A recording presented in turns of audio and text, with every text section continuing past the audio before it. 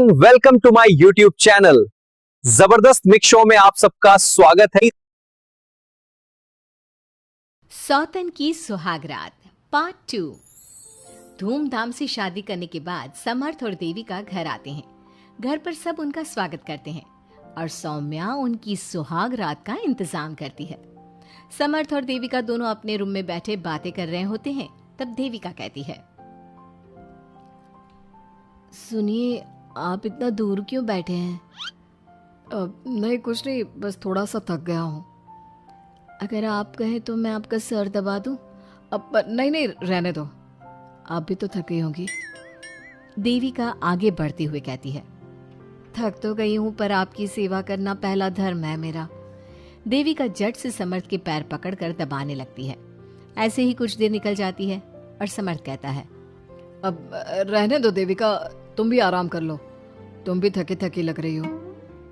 देविका मना करते हुए उठ जाती है और अपने बालों को खोलकर समर्थ का सर दबाने लगती है और कहती है, मेरी थकावट तो आप ही दूर कर दोगे ना? इतना कहकर देविका अपने खुले बालों को समर्थ के ऊपर डालती है। समर्थ देविका के जाल में सम्मोहित होने ही वाला होता है कि अचानक से दरवाजे पर किसी की दस्तक होती है। समर्थ आवाज लगाते हुए कहता है, कौन? भाई, मैं हूँ सौम्या। क्या है सौम्या? क्या बात है देविका, कैसा लग रहा है मेरी भाभी बनकर? कुछ बात आगे बढ़ी या नहीं? बात आगे बढ़ती कैसे? तू जो आ गई कबाब में हड्डी। अच्छा जल्दी बता, किस लिए आई थी? सौम्या ठिठोली करते हुए कहती है, क्या बात है देविका, बहुत जल्दी हो रही है। वैसे मैं तो दूध का गिलास देने आई थी। आखिर मेरी सहेली की सुहागरात में कोई कमी नहीं होनी चाहिए। देविका दूध का ग्लास लेते हुए जल्दी से दरवाजा बंद कर लेती है और पीछे मुड़कर देखती है तो समर्थ तो सो चुका था। देविका समर्थ को उठाते हुए कहती है, सुनिए समर्थ जी, उठ जाइए ना, सौम्या दूध देने आई थी, इसे पी लीजिए फिर आप सो जाना। समर्थ नींद में उठता है और दूध पीकर फिर से सो जाता है। देविका उसके बगल में बैठी कहती है, सुनिए समर्थ जी, आज हमारी पहली रात है और आप सो रहे हो। समर्थ नींद में ही कहता है, देविका मैं बहुत थक गया हूँ, मुझे बहुत तेज नींद आ रही है, तुम भी सो जाओ। सोने के लिए तो पूरी रात पड़ी है, आप उठिए ना और कुछ देर मुझसे बात तो करिए। देविका जिद करते हुए समर्थ को आधी नींद से उठा देती है। समर्थ उठकर बैठ जाता है और कहता है, बोलिए देविका जी, आपका हुक्म सर आंखों पर। सुनिए, मैंने सुना है कि पति अपनी पत्नी को पहली रात कोई तोहफा देता है, आप मेरे लिए कुछ नहीं लाए क्या? वो मैं कैसे भूल सकता हूँ, लाया हूँ पर वो दूसरे रूम में रखा है। तो दिखाइए ना क्या लाए हैं। अरे अभी तो कहा कि तुम्हारा गिफ्ट दूसरे रूम में है, तो जाकर लेकर आइए ना।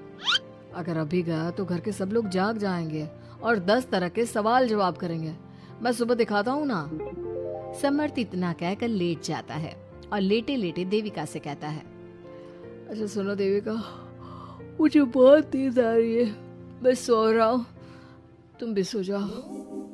देविका समर्थ की बात सुनकर कहती है, आपको तो हमारी पहली रात की कुछ पड़ी ही नहीं है।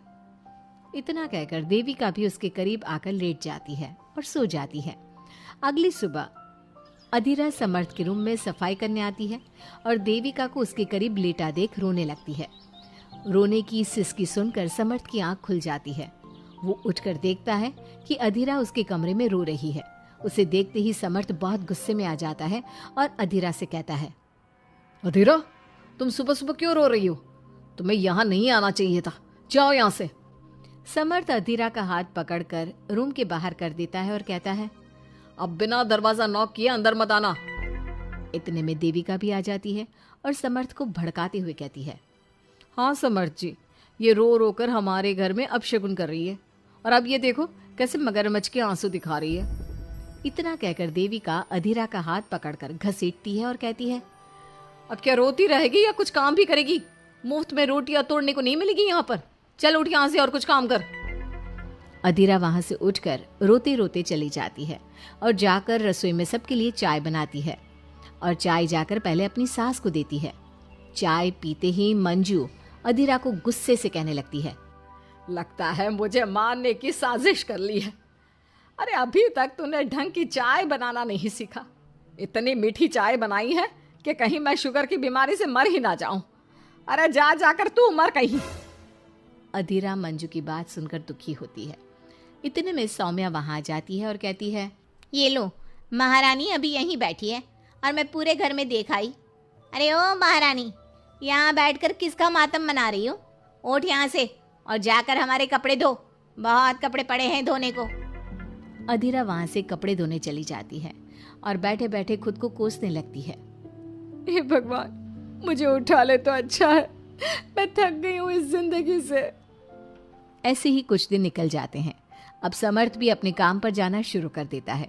एक शाम अधीरा घर के सारे काम करके अपने रूम में आराम कर रही थी और मंजू अधीरा को आवाज लगाते हुए कहती है, अरे ओ कलमुही, अगर आराम हो गया हो तो आकर मेरे पैर दबा दे। देविका उस समय वहीं से गुजर रही थी और समर्थ का घर आने का टाइम देखकर देविका मंजू से कहती है, माँ जी सुनिए, आप कहें तो मैं दबा दूं आपके पाँव। पता नहीं अधीरा कहाँ है। देविका मंजू के पांव दबाने बैठ जाती है और कुछ ही टाइम बाद समर्थ भी वहां आ जाता है और देविका को माँ के पांव दबाते देख बहुत खुश होता है। वो सीधे अपने कमरे में चला जाता है। समर्थ को देख मंजू देविका से कहती है, अच्छा सुन, जा जाकर खाना लगा दे। और समर्थ थक कर आया है ऑफिस से, जाकर उसे पानी को पूछ ले। देविका उठकर समर्थ के लिए खाना लगा देती है और रात में समर्थ और देविका सोने की तैयारी करते हैं। समर्थ कहता है, अच्छा देविका सुनो ना, मेरे पास आकर बैठो जरा। अरे पापा, मैं बहुत थक गई हूँ, मुझे नींद आ रही है। अरे आओ तो सही, आज तो मैं माँ के पाँव दबाते देखकर बहुत अच्छा लगा। अच्छा क्यों नहीं लगेगा भला? पूरा दिन घर के काम किए हैं और शाम को माँ की सेवा। पर मेरा तो कोई हाथ बांटने वाला भी नहीं है घर में। क्यों? अधीरा और घर के बाकी लोग कहाँ जाते हैं? अधीरा की तो बात ही मत करो, वो महारानी तो बस मटर गश्ती करती रहती है और घर का सारा काम ना मुझे ही करना पड़ता है। मेरी तो किसी को पड़ी ही नहीं है, मैं तो सिर्फ एक नौकरानी हूँ इस घर में। अरे नहीं नहीं, ऐसा मत बोलो। क्यों ना बोलूं? आपने मुझे वादा किया था ना कि आप मुझे रविवार को फिल्म दिखाने ले जाओगे और कपड़े भी दिलवाओगे, पर आपने तो एक भी वादा पूरा नहीं किया। अच्छा बाबा, कल रविवार है, कल ही चलते हैं और तुम्हारी सारी शिकायत दूर कर देते हैं। खुश? दोनों सो जाते हैं और अगली सुबह समर्थ और देविका बाहर घूमने चले जाते हैं। अब समर्थ पूरी तरह से देविका के वश में हो जाता है। देविका जो कहती समर्थ वही करता। क्या समर्थ को कभी अपनी बहन और दूसरी पत्नी की सच्चाई पता चल पाएगी? अब क्या होगा अधीरा का? इसके लिए हमारे अगले एपिसोड का इंतजार कीजिए।